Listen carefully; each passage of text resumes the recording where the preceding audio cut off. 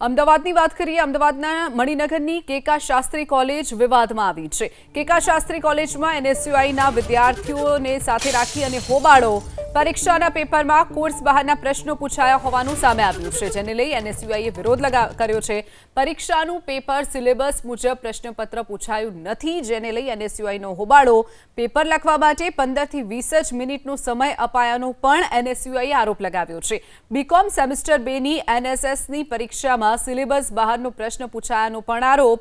College પ્રશાસને ભૂલ ન સ્વીકારી જવાબદારીમાંથી હાથ ખંખેરતા વિદ્યાર્થીઓએ હોબાળો મચાવ્યો છે। तो कॉलेजना विद्यार्थियों અને સાથે જ એનએસયુઆઈએ વિરોધ મચાવ્યો છે। हमारा जो कॉलेज का सिलेबस था उसमें वो अलग था, वो प्रीवियस ईयर का सिलेबस था और ये लोग अभी हम लोगों को जो पेपर ये प्रोवाइड किया है इसमें एक क्वेश्चन सिलेबस में से नहीं है। मैं सिटी सीयूषा कॉमर्स कॉलेज से लाल दरवाज़ा और अभी फ़िलहाल मैं यूनिवर्सिटी के एग्ज़ाम देने के शास्त्री कॉलेज में आई हूँ। एक क्वेश्चन नहीं था, कॉलेज पेपर 1 घंटे का था, 11:30 से 12:30 का।